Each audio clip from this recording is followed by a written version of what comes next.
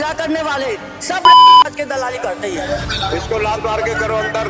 फांसी जाएगा, अंदर करने से क्या करेगा तो अंदर जाके कुछ और ही करना पड़ेगा, सड़कों पे उतरना पड़ेगा या क्रांति लानी पड़ेगी। और सब कहते हैं सबका खून लाल है। मैंने तो इतनी परेशानी है, जुल्म उठाए कि मेरा खून तो काला है। सरकार के ऊपर कोई फर्क नहीं पड़ रहा, उनके वो एसी में आराम कर रहे हैं, यहाँ बच्चे गर्मी में देखो कैसे तड़प रहे हैं। अरे दल्ले मोदी का दल्ला। मेरा हीरो था धर्मेंद्र, जो फिल्म के था अंदर। अब ये कौन सा धर्मेंद्र? इसको लात मार के करो अंदर। हमारे देश बचाओ और ये लोगों को हटाओ, इसको हटाओ पूरा। ये कोई धर्मेंद्र प्रधान हो, फलाना ढोकरा प्रधान, हमको कोई प्रधान नहीं चाहिए। नमस्कार, स्वागत है आपका आरएम न्यूज में। मैं हूं आपके साथ रक्षा रावल और आज हम मौजूद हैं दिल्ली के जंतर मंतर पर, जहां प्रोटेस्ट हो रहा है और आज उसका 11वां दिन है। उसी के साथ सोनम वांगचुक भी लगातार यहाँ 3 दिन से भूख हड़ताल पर बैठे हुए हैं और उसी के साथ करीबन 50 लोग भी यहाँ भूख हड़ताल पे बैठे हुए हैं, जिनमें अलग अलग ऑर्गेनाइजेशन के लोग भी हैं, जैसे कि आयसा ऑर्गेनाइजेशन के, AISF के, इनके करीबन 15 लोग यहाँ भूख हड़ताल पर बैठे हुए हैं। अलग से जो बाहर से लोग आए हैं वो भी बैठे हुए हैं भूख हड़ताल पर। तो इसी के साथ आज हम लोगों से बात करने की कोशिश करेंगे कि 11 दिन प्रोटेस्ट हो चुके हैं, उनका क्या कहना है, क्या सरकार से उम्मीदें रहेंगी, तमाम बातें हम लोगों से करने की कोशिश करेंगे। इसी के साथ आप हमारे साथ बने रहिए। मैम, आप क्या कहना चाहोगे, कहाँ से आए हो? हम लोग रोहिणी से आ रहे हैं। अच्छा, तो मैम क्या कहना चाहोगी कि यहाँ 10 दिन हो चुके हैं प्रोटेस्ट और लोग तो अब भूख हड़ताल पे भी बैठ रहे हैं, अभी आप देख भी रहे थे, तो क्या? हमारा ना पहला दिन है, हम लोग मैं कंटिन्यूसली सोशल मीडिया पे फॉलो कर रही हूँ, लेकिन मेरी खुद की शॉप है तो हम सब काम काज करते हैं। लेकिन मेन बात ये है कि we are also mother of 2 cockroaches. She has also got 3 cockroaches and we belong to middle class family.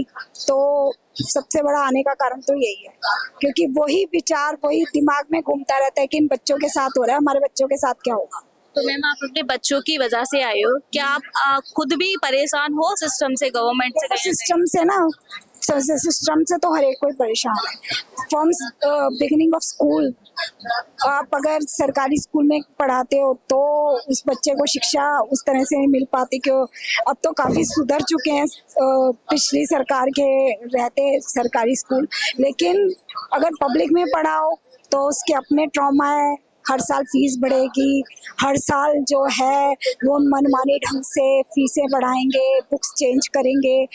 एक कैरिकुलम ऐसा नहीं कर देते कि फ्रॉम नर्सरी टू लेके 12th तक NCERT की बुक्स लानी चाहिए।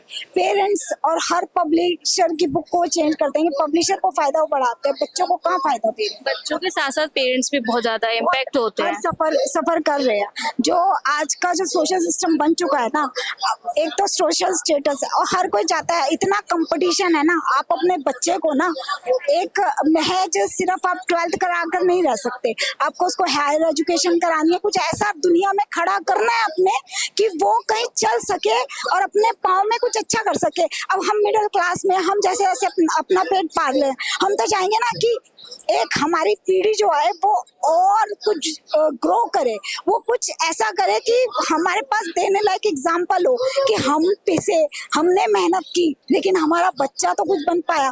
पर ऐसा सिस्टम रहेगा तो हम क्या उम्मीद करें। पहले दिन आए हो तो आप इस जो CJP पार्टी बनी हुई है, आप उसको सपोर्ट करते हो? लेकिन सपोर्ट कर रहे हैं, मुद्दे को सपोर्ट कर रहे हैं। मेन है मुद्दा, जो मुद्दा है, चाहे वो धर्मेंद्र प्रधान का हो, हम तो कहते हैं हम धर्मेंद्र प्रधान का छोड़ो, बहुत हो गया, मोदी का सीधा मांग लो। मेन जड़ तो वो है, मतलब हमें कैसा धर्मेंद्र प्रधान जी इस्तीफा न दे रहे हैं, आपको लग रहा है मोदी इस्तीफा देगा तो मजाक लगता है। ये तो अभी आज की तारीख में मजाक लगता है, अब कैसे ये आंदोलन ग्रो होगा हम भी ये देख रहे हैं, हम तो वॉच कर रहे हैं, डेली वॉच कर रहे हैं। देखो जैसे हम सिस्टम को देख रहे हैं ना, मतलब कैसे कैसे है ये लोग अड़ियल टट्टू बन गए हैं। इन्हें अपनी कुर्सी से प्यार है, बच्चे मरे तो इन्हें प्यार नहीं, बच्चे आत्महत्या करें तो इन्हें कोई फर्क नहीं पड़ता। मतलब उन बच्चों से, देश से किसी को कोई लगाव नहीं है, अपनी कुर्सी से है, अपनी जेबें भरो, आओ और वो है। नहीं तो और कोई मॉरल ग्राउंड पे अगर अभी लाल बहादुर शास्त्री होते, रेलवे मिनिस्ट्री एक रेल दुर्घटना हुई थी, उन्होंने इस्तीफा दे दिया था। आज के नेता ऐसा है बात ये कांग्रेस ने क्या किया, उन्होंने क्या किया, अरे तुम क्या कर रहे हो, तुम क्या कर रहे हो? हमारे बच्चे, हम अपने बच्चे का भविष्य जो है वो कैसे समझे कि तुम्हारे हाथों में सिक्योर है? हम कैसे समझे कि कुछ हमारे बच्चों के लिए ऐसा हो पाएगा? आज नीट का पेपर लीक हो रहा है, कल किसी और चीज का लीक होगा, तो हर चीज का पेपर लीक कर दोगे तो नौकरी कब मिलेगी? बच्चे पढ़ेंगे कब? कंपटीशन कब क्लियर करेंगे? मतलब वो एक एज गुजर जाए देते देते नीट, उसके बाद फिर वो कहे चलो सेल्समैन। अगर मैं पूरा सिस्टम खराब है, आप देखिए जाएं तो चाहे आप किसी भी एजुकेशन में चले जाइए, हेल्थ में चले जाइए, बेटी बचाओ बेटी पढ़ाओ पे जाइए, आप एक बताओ 3 साल के बच्चा, एक जो फर्स्ट डे लड़की स्कूल गई उसका रेप हो गया, तो कहाँ हमारी कानून व्यवस्था है, कहाँ हमारा एजुकेशन है, कहाँ हमारा हेल्थ डिपार्टमेंट है? आप किसी सरकारी हॉस्पिटल में ही चले जाइए, मतलब पूरा सिस्टम ही भ्रष्ट है, पूरा सिस्टम, ऑल ओवर सिस्टम की बात कर रहे हैं हम। और यहाँ पर आप ये देखो, कई मिडिल क्लास के बच्चे हैं, नहीं इतनी उनके पास फीस होती है देने के लिए। आज मैं भी सोचूं तो मैं भी बहुत मुश्किल से अपने बच्चे को जो है कोचिंग दिलवा पाऊंगी, बट तो आगे जाके बच्चा इतना मेहनत करता है, उसकी क्लासेस होती हैं, उसको दिन रात इतने सालों में वो करता है, तो उसका एग्जाम ही वो हो जाता है। आप बताइए, उनके तो साल वेस्ट हो रहे हैं, कैसे पढ़ेंगे? एक तो तीन साल की जगह 4 साल में ग्रेजुएशन और जो मैनेजमेंट कोर्सेज करने पड़ते हैं, तब जाके आगे बच्चों का फ्यूचर। ग्रेजुएशन से तो कोई लेना देना ही नहीं है किसी को। आप आगे बच्चे की सेफ्टी, बच्चे की सिक्योरिटी, कहीं पर भी चलते हुए रास्ते में राह चलते हुए एक लेडी भी सेफ नहीं है, 40 साल की औरत भी सेफ नहीं है। मतलब पूरा एजुकेशन क्या, पूरा सिस्टम ही खराब है हमारी नजर में। मैम हमको सारी चीजें पता है कि सिस्टम करप्ट हो चुका है, फिर भी ये बदलाव क्यों नहीं हो रहे हैं देश के अंदर? और मैम इतना बड़ा ये प्रोटेस्ट हो रहा है, प्रोटेस्ट हो रहा है ना, जब तक सब सामने नहीं आएंगे ना, खुल के सामने नहीं आएंगे। अभी क्या है ना कि मतलब ये लोग सोच रहे हैं चलो ये कर रहे हैं, हमारा काम नहीं है, हम घरों में बैठेंगे। अरे घरों में बैठोगे ना तो तुम सिर्फ गालियां ही देते रह जाओगे सिस्टम को। सिस्टम बदलना है तो उन बच्चों का साथ। मैम आपसे पूछे, आप पहले दिन आप आए हो यहाँ, तो आगे आप आओगे यहाँ इसको सपोर्ट? मौका मिलेगा जरूर, अपनी रोजी रोटी का सवाल नहीं होता तो रोज आ जाता, सवाल तो रोजी रोटी का है ना। कहीं ना कहीं यही बात लोग भी सोच लेते हैं। नहीं देखिए, सोच रहे होंगे, लेकिन जिनके पास टाइम है, जिनके पास मौका है, वो तो आओ। देश को बदलना है तो कुछ तो करो, आवाज ही उठा दो तुम आके। बच्चे भूखे हैं, हमारे बच्चा के अंदर खाना नहीं जाता, हम खुद हमारा मन नहीं करता है कि हम खाना खा लें कि बच्चे भूखे हैं। देखो मेरा भी बच्चा 12th में है, अगर वो भी यहाँ आए, वो भी भूखा रहे, तो किस माँ के अंदर खाना जाएगा? आप खुद सोचो, इनके पेरेंट्स के अंदर भी खाना नहीं जा रहा होगा, भले वो चाहे घर पर होंगे या यहाँ पर होंगे, इन बच्चों की हालत देखकर। बट सरकार के ऊपर कोई फर्क नहीं पड़ रहा, उनके वो एसी में आराम कर रहे हैं, यहाँ बच्चे गर्मी में देखो कैसे तड़प रहे हैं। अब ये क्यों ऐसा चाहते हैं कि कोई भगत सिंह बन के फांसी पे लटके, तभी इनको होश आएगा, तभी के लोग क्या चाह रहे हैं मुझे समझ यहाँ नहीं आ करीब 50 लोग हंगर स्ट्राइक पे बैठे हैं। रहा। हाँ तो अब क्या चारा रह गया, आप बताओ ना। हम तो कहते हैं भाई जल्द से जल्द इनकी सुनी जाए, नहीं बिल्कुल नहीं आ रही। तो कैसी अंधी बहरी गूंगी सरकार है? अरे भाई वो 56 इंच का क्या फायदा? वो जो 12 साल एक्स्ट्रा नेहरू से कंपेयर कर रहे हैं, नेहरू जी ने बहुत कुछ किया, ठीक है। ये जो आप एम्स, IIM और ये सब देख रहे हो ना, ये नेहरू जी की देन है, इनकी देन नहीं है। इनके तो सिर्फ बेचने में लगे हुए उन चीजों को, संस्थाओं को। इन्होंने कुछ नहीं करना। ये बच्चे को कुछ हो गया तो इसके लिए आप जिम्मेदार होगे, सरकार जिम्मेदार होगे, धर्मेंद्र प्रधान जिम्मेदार होगा। वो जो 50-51 बच्चे बैठे हैं, उनमें से कोई बच्चा अगर वो अनकॉन्शियस हो जाता है, कुछ भी हो जाता है, फिक्र उनके माँ बाप को ही होगी ना, इनको तो कुछ भी नहीं होगी। ये तो ढीठ बन के अपने अपनी कुर्सियों के साथ चिपके हुए हैं। फेविकॉल का जोड़ भी मतलब फेल हो गया इनका। कुर्सी से ज्यादा, कुर्सी से बच्चों, ये सिस्टम है और ये अपने आप को देशभक्त कहते हैं। और अगर मैं कुछ बोल दूं ना धर्मेंद्र प्रधान के बारे में या मोदी जी के बारे में, तो मैं एंटी नेशनलिस्ट हो जाऊंगी, ठीक है। मैं तो एक माई हूँ, मैं तो एक माँ होने के नाते आई हूँ, मेरा दर्द तो माँ के नाते है, मैं भी एंटी नेशनलिस्ट हो जाऊंगी। आप जवाब नहीं मांग सकते, आप कुछ कह नहीं सकते, लगा दो ना इमरजेंसी, लगा दो। अभी तो मतलब अभी कुछ भी नहीं है, लेकिन अब आगे आगे तो यही होगा। हम एक तानाशाही में जी रहे हैं और आगे भी जिएंगे, जी रहे हैं। आप ये सोचो, मेरे को तो इतनी हंसी आ रही है।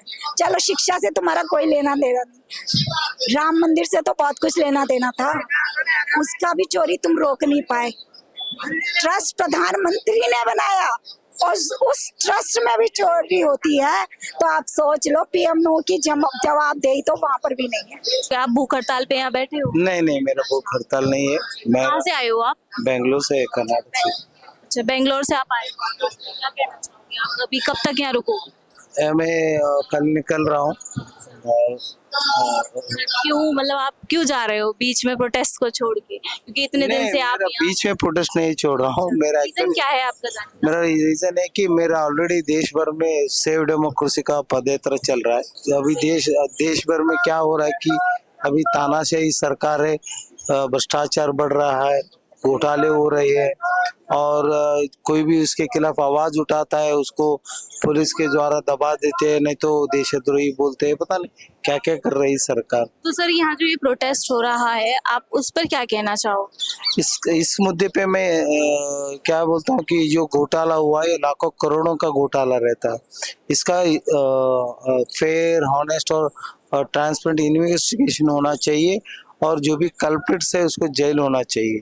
और इन्वेस्टिगेशन होने से पहले ये एजुकेशन मिनिस्टर का धर्मेंद्र ने इस रेसिग्नेशन लेना चाहिए, क्योंकि ये ना ये जो एविडेंसेस होते हैं उसको डिस्ट्रॉय करने के चांसेस रहते हैं इन लोग, इसलिए इनका रेसिग्नेशन लेना चाहिए, हॉनेस्ट इन्वेस्टिगेशन करना चाहिए। अगर if it is found that he is also guilty, he is also culprit, ये प्रधान जी को भी जेल होना चाहिए ना। तो ये मेरा मतलब सरकार से विनती है, और ऑलरेडी सीबीआई इसका इन्वेस्टिगेशन कर रहा है, और सुप्रीम कोर्ट ने भी सरकार को बोला है, आपका क्या बार बार ऐसा हो रहा है, इंडियन गवर्नमेंट क्या रिफॉर्म्स करना है, प्लानिंग किया है, ये भी सरकार को पूछा है, और नेशनल टेस्टिंग एजेंसी को भी पूछा है। बार बार एग्जाम क्वेश्चन पेपर लीक होता है, तो आप इस बार एफिडेविट दे देना कि अगली बार नहीं होगा। तो सीबीआई को पूछा, अभी इन्वेस्टिगेशन का स्टेटस क्या, ये तीनों चीज सुप्रीम कोर्ट ने पूछा है तीनों लोगों को। आगे देखना है कि क्या होता है। और ये जो अभी चल रहा है ये पीपल्स प्रेशर है, मतलब एक मूवमेंट के द्वारा इसके घोटाले के ऊपर 11 दिन आपको यहाँ हो चुके हैं, आप यहीं रहते हो, यहीं सोते हो, तो यहाँ की व्यवस्थाओं के बारे में क्या कहना चाहोगे? नहीं, इधर तो मैं पहले दिन से ही हूँ। फर्स्ट 3 डेज और स्ट्रगलिंग डेज, पुलिस हमको कोई ना कोई रीजन ढूंढ के इधर से वेकेट करना चाहते थे। दिन रात उनका मेहनत था, लेकिन बाद में पता चला हम इधर से निकल नाले नहीं है, तो बाद में सब नॉर्मल हो गया। पीने का पानी तो लोग बेच रहे हैं, पब्लिक, दिल्ली जनता अपने आप बेच रहा है, और इधर एक ही टॉयलेट है। अभी पहला वो 2-3-4 दिन वो थोड़ा मच करता था, अभी उसको भी समझ में आ गया, वो भी 3-4 बार दिन में साफ करता है। अच्छा, ऐसा बोलो तो हम ही लोग इसको गंदा कर देते, वो भी मेहनत कर रहा है। तो उसके बाद नहाने का, आपने देखा नहाने का, तो सब लोग गुरुद्वारा जाते थे नहाने के लिए। मैंने यहाँ से गुरुद्वारा जाते थे नहाने? हाँ, मैंने भी 2 दिन गया, बाद में सोचा उधर कहीं जाने का, तो इधर ही चालू करते हैं। तो वो टैंकर है, तो उधर से दिल्ली का म्युनिसिपल कॉर्पोरेशन से मुझे पानी चाहिए, इधर ही नहाऊंगा बोल के मैं उसको उधर से पानी मंगाता हूँ, भेज जा रहा है पानी, ऐसा कुछ कोई दिक्कत नहीं होती है मतलब। और खाना पीने का तो इधर इंतजाम हो रहा है, वो भी सब दिल्ली जनता भेज रही है। ये मुझे लगता है ये आंदोलन जो खाने पीना दे के, तो दिल्ली जनता ही इसको आंदोलन चला रही है। क्या नाम है आपका? शीतल। आप कब से यहाँ भूख हड़ताल पे बैठे? 3रा दिन है आज। हम लोग 20 तारीख से लगातार यहाँ पर हैं, डे एंड नाइट। तो जब सोनम वांगचुक जी ने अनाउंस किया था कि वो हंगर स्ट्राइक करेंगे, तभी हमने भी सोच लिया था कि हम भी हंगर स्ट्राइक करेंगे। और जब इतने दिन हो गए धरने पे बैठे बैठे, तो अगला बेस्ट स्टेप यही है कि हम हंगर स्ट्राइक पे बैठे, तो इसलिए हम हैं। कहीं ना कहीं लगातार 3 दिन हो चुके हैं, इतनी गर्मी है, बारिश यहाँ आती है, उसके बीच ये लोग हंगर स्ट्राइक पे बैठे हैं। यहाँ बोलना भी बहुत मुश्किल है क्योंकि इंसान एक टाइम का खाना ना खाए तो इंसान के अंदर जरा भी एनर्जी नहीं होती है। और ये 3 दिन से लगातार यहाँ हंगर स्ट्राइक पे यहाँ बैठे हुए हैं और गर्मी की वजह से ये सब निशान फुंसी हो गए हैं। हंगर स्ट्राइक से भी ज्यादा दिक्कत गर्मी की वजह से हो रही है। ये भी हमने खुद बांधा है, इधर पड़ा हुआ था उठा के। तो ये व्यवस्था तो ऐसा इतना ज्यादा ऑर्गेनाइजेशन नहीं है ना। ये 1 महीना पहले शुरुआत हुई है इस चीज की, ऑनलाइन एक इंस्टाग्राम प्लेटफॉर्म पे 1 महीने के अंदर सब लोग, इतने सारे लोग इकट्ठे हो गए हैं। तो ऑर्गेनाइजेशन तो है ही नहीं है अभी, और ना हमारे पास ऐसा कोई फंड है। जो भी चीजें आ रही हैं, हाथ से करने वाला पंखा या कुछ भी, खाने पीने की चीजें, सब कुछ मतलब हम सीजेपी जो है वो पैसे तो ले नहीं रही है बिल्कुल भी। सबको बोल दिया है जिसको मदद करनी है वो चीजें दो। हमारे पास भूख हड़ताल के अलावा कोई और ऑप्शन हो सकता था क्या? हमारे पास देखिए, हमारा जो देश है वो गांधीवादी उसूलों पर चलता है और गांधी जी के बारे में हमने पढ़ा है आज तक। अभी क्योंकि मौका मिला था तो हमने सोचा कि गांधीवादी तरीके से पे उतर के भी देखें। हाँ, ये बात ठीक है कि लद्दाख में भी जो अनशन किया था वांगचुक जी ने, उसके बाद उनको अरेस्ट कर लिया गया, 6 महीने तक जेल में रखा गया और उसका कुछ निष्कर्ष भी नहीं निकला। तो ये दूसरी पहल है। यहाँ वो अकेले नहीं है, यहाँ इतने सारे लोग और हैं उनके साथ, है ना। मुद्दे दोनों ही हैं, शिक्षा भी और पर्यावरण भी। तो देखते हैं, अगर नहीं निकलता है कुछ निष्कर्ष तो एटलीस्ट इस देश में ये पक्का हो जाएगा कि अब यहाँ गांधीवादी उसूल नहीं काम करते। यहाँ तो मतलब कुछ और ही करना पड़ेगा, सड़कों पे उतरना पड़ेगा या क्रांति लानी पड़ेगी। जैसा कि सब लोग मिलजुल के फैसला करेंगे, हमें बिल्कुल पूरा अनुमान यही है कि फिर तो यही करना होगा। और क्या, फैमिली कितना सपोर्ट कर रही है? फैमिली के सपोर्ट क्या करेंगे, मतलब अब इतने छोटे नहीं रहे हैं कि फैमिली से पूछ के चलें हर बात में। वैसे भी फैमिली को बहुत अपोज ही किया है उन्होंने, जो बंदिशें लगाने की कोशिश करी उनको बहुत अपोज ही करना पड़ा है। फैमिली के साथ भी अलग ही संघर्ष रहा है। तो हाँ, वो कहते रहते हैं कि रिश्तेदार जो हैं वो कह रहे हैं कि वहाँ पे क्या कर रही है, पड़ोसी आके कह रहे हैं कि बेटी को घर बुला लो, ऐसे ठीक नहीं है।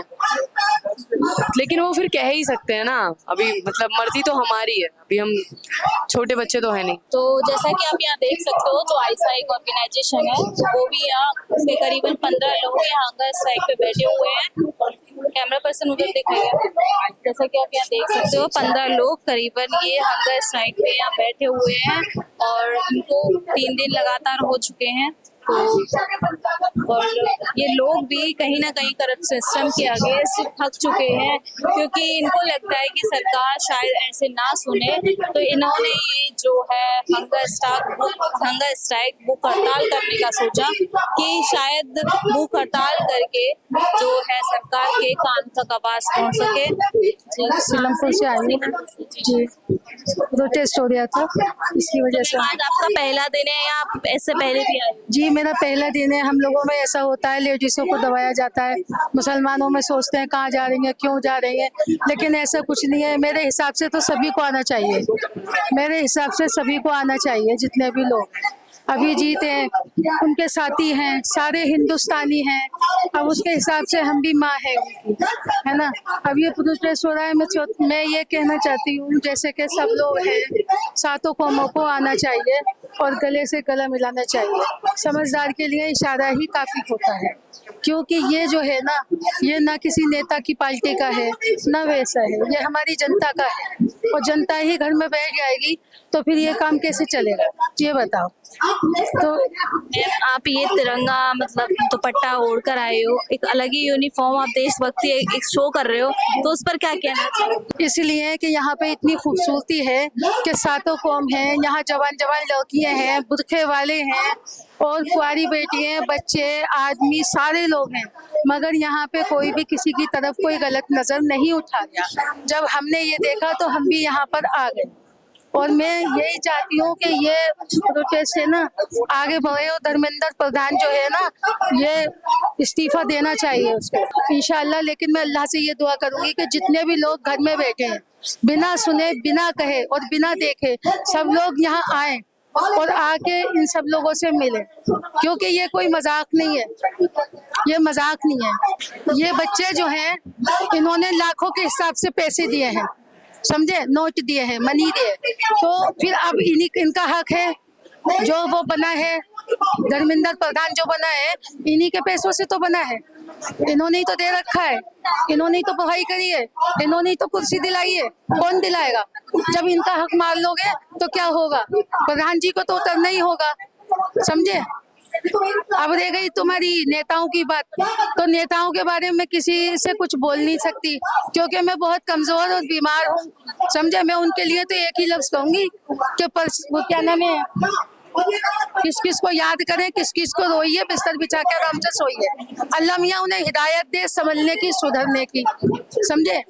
जो अल्लाह पाक हर इंसान को उनके दिल में ऐसा रहम डाले, सारे नेताओं के, वो भी हमारे जैसे एक आम आदमी बन जाए, और अल्लाह मियाँ उन्हें ऐसी हिदायत दे दे मेरे मौला, ताकि हर इंसान से प्यार करें, कौमियत न देखें बिल्कुल भी। आज से मैम लास्ट सवाल, अगर धर्मेंद्र प्रधान जी इस्तीफा दे देते हैं तो आपके हिसाब से शिक्षा मंत्री कौन होना चाहिए? वो हमारे बच्चे डिसाइड करेंगे कि क्या करना है, वो हमारे बच्चे डिसाइड करेंगे कि उनको क्या करना है, समझे। अब ऐसा है ना, बुजुर्गों का जमाना चला गया, अब ये हमारे बच्चों का दौर है। अब ये जो बच्चे हमारे करेंगे मिलके, वो काम होगा, और हम इनके साथ हैं, समझे। देखो, इंसान ऐसा होना चाहिए, झूठा हो या सच्चा हो, पोल का पक्का हो, समझे। अगर इन सच्चाई पे इंसान की गर्दन चौराहे पे कट जाती है, कोई गम नहीं होता, और सब कहते हैं सबका खून लाल है। मैंने तो इतनी परेशानी है, जुल्म उठाए कि मेरा खून तो काला है, जुल्म उठाते उठाते काला हो गया पूरा। और मकान मालिक कहते हैं कि भाई आपके पहले आंटी क्या पूछा था? मियाँ बीबी है, मियाँ बीबी है, तो कहते भाई मैं तो अकेला हूँ, अकेले को कोई मकान नहीं देता, और मैंने देश दे दिया अकेले को।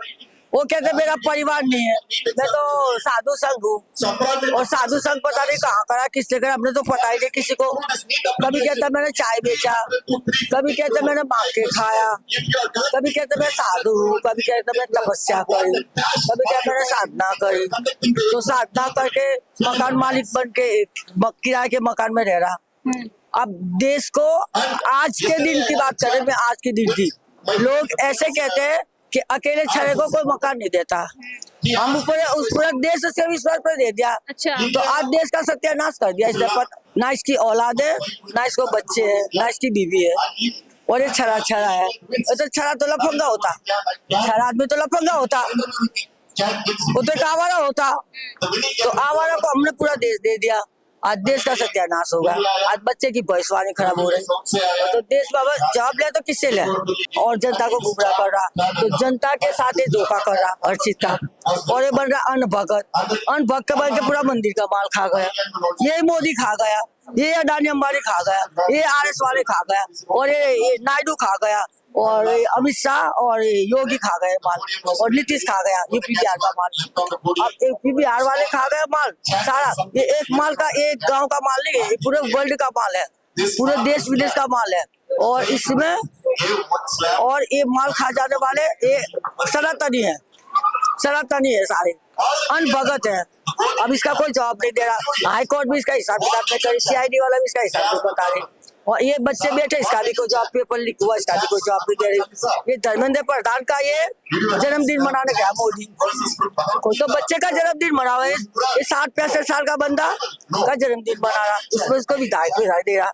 मोदी उसको बधाई दे, उसको बधाई दे, तो ये दोनों तो मर जाए तो अच्छे है, गंध है धरती की वो है। तो आप बच्चे का पेपर उसको पास नहीं कर रहा, और बच्चे का पेपर लीक करके उसको नौकरी बेच के खाता है।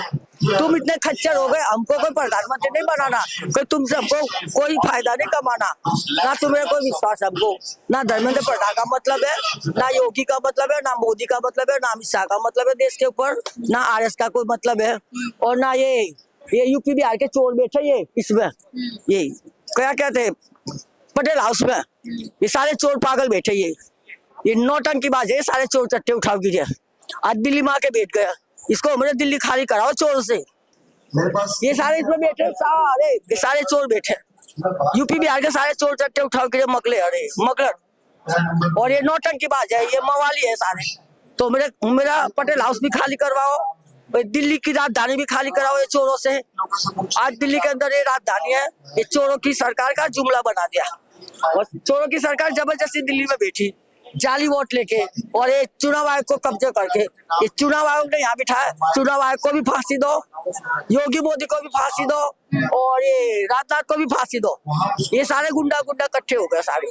तो हमारे देश के अंदर ये अमित शाह, आरएस वाले, इस सबको फांसी दो। मोहन भागवत को तो पहली फांसी दो, मेन गुंडा तो मोहन भागवत है। हमारे देश बचाओ और ये लोगों को हटाओ, इसको हटाओ पूरा। ये कोई धर्मेंद्र प्रधान हो, फलाना ढोकरा प्रधान, हमको कोई प्रधान नहीं चाहिए। 2014 में अडानी अंबानी का नाम लेके बैठा था, और राजनाथ ऐसे कहते हैं हमारी बीजेपी में इस्तीफा नहीं है। अरे दल्ले मोदी का दल्ला, तू हमको 2014 में इस्तीफा, हमको बोल रहे ना दल्ले, कह रहे दल्ले बीजेपी का, राजनाथ को और आरएस को, गुंडे को, वो सारे दल्ले। आप ये कहना चाहती हो कि बीजेपी के अंदर जितने भी बड़े बड़े नेता हैं सब मिले हुए हैं, सबने सब फ्रॉड, सब हटाना चाहिए, सब बुझा करने वाले, सब के दलाली करते हैं। कह दो, बैठ दो, बोल दो तुम, मैं भी बता दूं, बोलो। कुछ कहना चाहते हैं जी, बताइए। मेरा हीरो था धर्मेंद्र, जो फिल्म के था अंदर। अब ये कौन सा धर्मेंद्र, इसको लात मार के करो अंदर। और वो धर्मेंद्र भी चोर था, और धर्मेंद्र भी चोर था। अरे पिक्चरों का हीरो का नाम मत ले। ये कौन सा है धर्मेंद्र, इसको लात मार के करो अंदर। फांसी जाएगा अंदर, करने से क्या करेगा तू अंदर जाके, क्या करेगा अंदर जाके? ये लाखों बच्चे का भैंसवारी खा के अंदर तो पूरी पार्टी को 100 साल तक रखो। अरे बोलने तो दो, 100 साल तक रखो अंदर पार्टी, बीजेपी पार्टी। अरे बोलने तो दो। आंटी का आमना सामना करा दो बस एक बार सरकार के किसी नेता से, बीजेपी के नेता से, अकेले आंटी हैंडल कर ले। मैं बेटा ये कहता हूँ, बेशुक्र हुआ है, 56 इंच का सीना है, फिर पुलिस तुम्हारी, मिलिट्री तुम्हारी, फिर आप यहाँ आने में डर क्यों लग रहा है? यहाँ आने में डर क्यों लग रहा है? अरे आप बोलते हो नेता है, मैं बोलता हूँ लेता है। आप बोलते हो नेता है, मैं बोलता हूँ लेता है, और लेके किसी का नहीं देता है, लेके किसी का नहीं देता।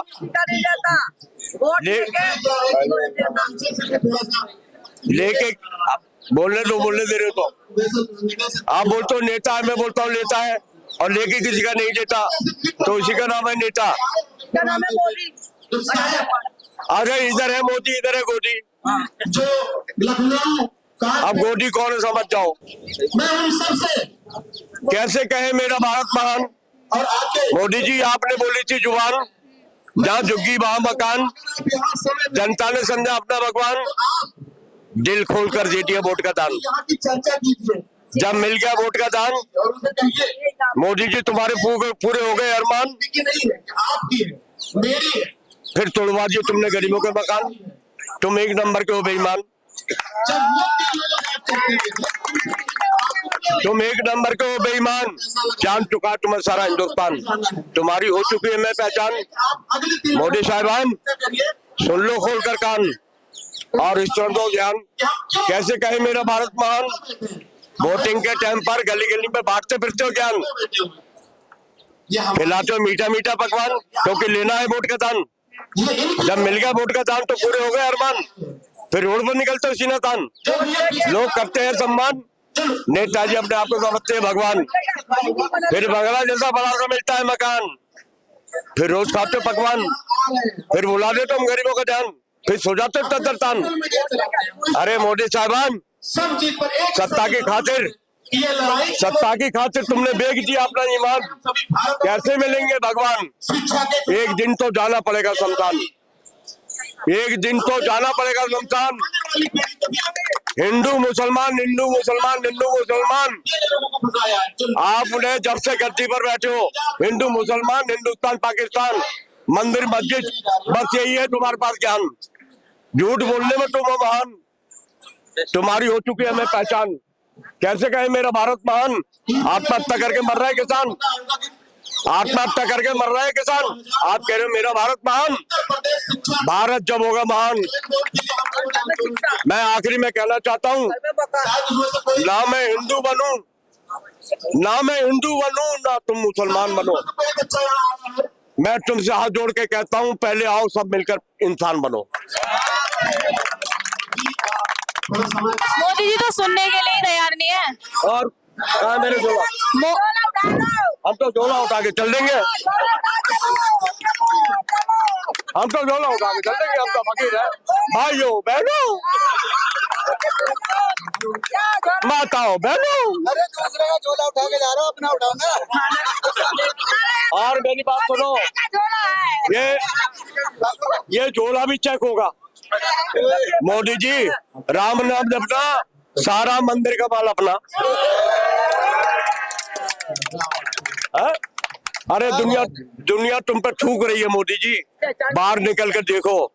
अगर तुम मैं तो एक बात कह रहा हूँ, जब पुलिस तुम्हारी, मिलिट्री तुम्हारी, फिर क्यों फट रही है तुम्हारी? हाँ? गली गली में बांटते हो ज्ञान। हम 56 इंच का सीना है। अरे 56 इंच का सीना वाला आने में डर रहा है। हाँ? अरे 1 इंच का भी सीना नहीं है तुम्हारा। डर किस चीज का लग रहा गोबर भक्तों ने और अंध भक्तों ने तुम्हारे को उधार पे चढ़ा दिया है। हाँ? समझ डर गए? किस चीज का लग रहा है? डर किस चीज का लग रहा है यार? धर्मेंद्र प्रधान, वैसे तुम धर्मेंद्र के शक्ल के तो हो नहीं। धर्मेंद्र देखा है कैसा था? धर्मेंद्र देख के नाम पाल लिया। किस बेवकूफ ने उसका नाम धर्मेंद्र रखा है? मैं उसको ढूंढ रहा हूँ। ये गैंडसी शक्ल का ये धर्मेंद्र लग रहा है। मैं कह रहा हूँ इसको लात मार के करो अंदर। और जो चोर का साथ देता है वो भी चोर है, जो बेईमान का साथ देता है वो भी बेईमान है। अगर धर्मेंद्र जी तुम्हारी आंखों में शर्म है, ये तुम दहशतगर्द बोल रहे हो इन बच्चों को। तुम्हारे बच्चे तो अमेरिका में पढ़ रहे हैं, तुम्हारे बच्चे अमेरिका में पढ़ रहे हैं, लंदन में पढ़ रहे हैं। अरे तुम बोलते हो नेता है, मैं बोलता हूँ लेता है। लेके किसी का नहीं देता, इसी का नाम है नेता। मोदी जी, मैं क्यों करूं बद्दुआ तुम्हारे मिटाने के लिए? तुम्हारे अमाल काफी है तुम्हारी हस्ती को मिटाने के लिए। अरे जो आया था गंगा का लाल बनकर, वो रहेगा अडानी अंबानी का दलाल बनकर। है? आसमान को छू रहा आटा चावल दाल, क्या इसी को कहते हैं अमृतकाल? तो आज हमने लोगों से बात की कि उनका क्या कहना है, क्या बड़ी मांगे रहेंगी। उसी के साथ सोनम वांगचुक स्टेज पर मौजूद थे। लगातार वो भूख हड़ताल है वो कर रहे हैं। उन्हीं के साथ काफी लोग यहाँ भूख हड़ताल पे अलग से बैठे हुए हैं। हमने उनसे जाना कि उनकी क्या व्यवस्था उनको की गई है भूख हड़ताल के दौरान। तमाम बातें हमने लोगों से जानने की कोशिश की। इसी के साथ हमारे जो खास सीरीज है, खास पैकेज है जंतर मंतर का, आप उसे जरूर देखिएगा। पसंद आए तो उसे लाइक कीजिएगा, सब्सक्राइब कीजिएगा चैनल को। जितनी भी लाइव अपडेट्स रहेंगी जंतर मंतर की हम आप तक पहुंचाते रहेंगे। इसी के साथ बने रहिए और देखते रहिए RM न्यूज। मैं हूं रक्षा रावल, कैमरा पर्सन राहुल के साथ। धन्यवाद।